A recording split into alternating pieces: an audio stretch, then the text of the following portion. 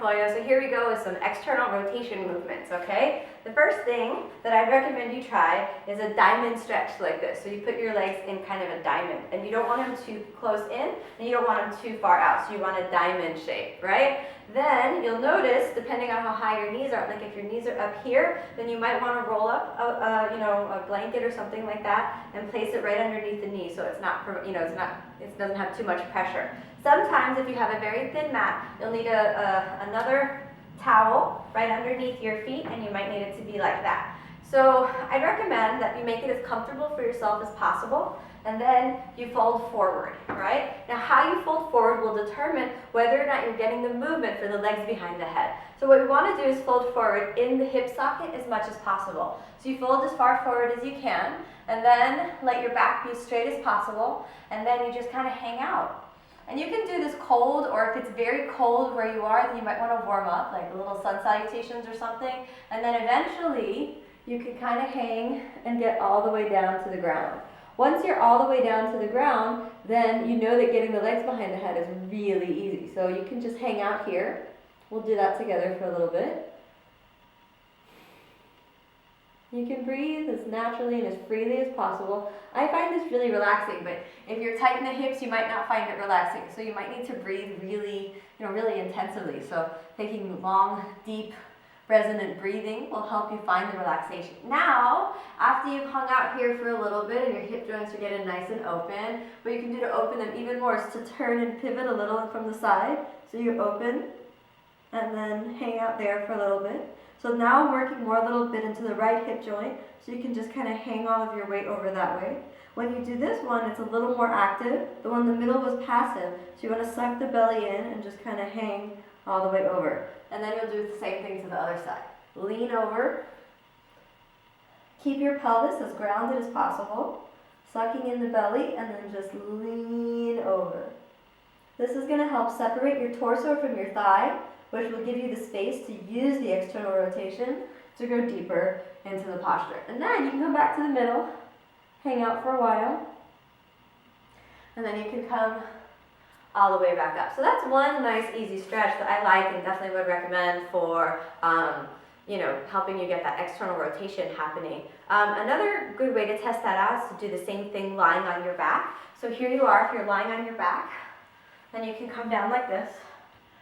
Bring your feet up and bring the soles of your feet together. All right, and then slowly lift your pelvis only as much as necessary to bring the feet right to the head. And then we can just hang out there. All right, then you can do the same thing. You can lean a little to the side, and that'll help you feel the movement in the hip joint. And then we can reach and lean a little to the side. And the next test of this is to see if you can keep your feet the same place, move the knees to the side, and bring the pelvis towards the ground. This should really spread the hip joints a lot, and you should feel your torso moving in between your thighs. And you should feel a nice movement. You want to feel them burning right around the trochanter. You want to feel it, right here, right along the hip crease, but especially on the trochanter. If you're able to target burning sensations in the trochanter, also burning sensations along this whole part of the body, right around the thigh and right around the butt muscles, those are really useful burning sensations to feel. Now, if you want to test this out, right, so you're here and you feel like, wow, I feel good, my hips are all open, then you can just let one foot kind of dangle in the air, and then you can try it out from here and see, well, how'd that go? Was that more possible? And then you can just hang out here, and I would recommend that if you're playing around with this, that you just let it be as soft, free, and easy as possible. No stress. No stress at all. Then, let it go, and then come back to the middle, and then try the other side. All right? Just no stress. Let that foot just kind of hang down, and all the way back. And then you just hang out. What's cool about this is it can be quite relaxing because the earth is really supporting you. You want to watch out for any torque in your knee. If your knee starts to feel tweaked, pop on out and see if you can start again after you externally rotate the hip a little bit more. And you can just hang out here, hold on to your other foot maybe, bring it into your body, get comfortable, be conscious of your belly. At this moment you can suck the belly in. And then, you don't want to push too much because if it's just a little stretch, you're nice and, not so warm maybe from the practice. So you don't want to push it if it's just a little warm-up stretch. Then you can let it go, and then I'd recommend after you do that, just to make sure the hips are totally released after, that you lie down, bring the knees together. See, my sacrum just cracked after that, so it kind of resets. You got to give the body a chance to reset after some deep movement. Put your knees together, keep the sacrum on the floor, let the spine be in a nice neutral position, breathe deeply, let everything settle. Then you can hug your knees into your chest and roll yourself on up. All right, so these nice passive movements that help open the hip joint are a great supplement to the Ashtanga practice and a really active, dynamic practice.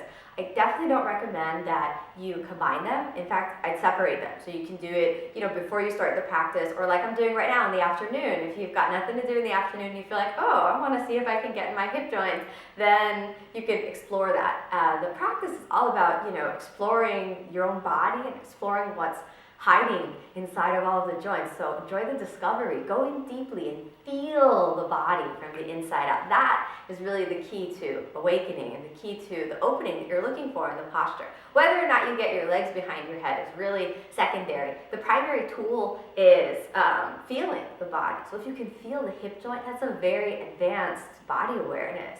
So you can thank your body for that once you can feel the hips up. Then a whole another transformation is ready to happen in the pelvis. So keep practicing. I hope it works well. I hope you can feel your hip joints slowly opening over time. Remember to do it patiently because you don't want to injure your knees. You want that movement to be right in the hip joints. Feel any tweak in the knee, support the knee, come out, and avoid torquing, bending the knee. Move entirely from the hip joint. Don't push. Don't rush.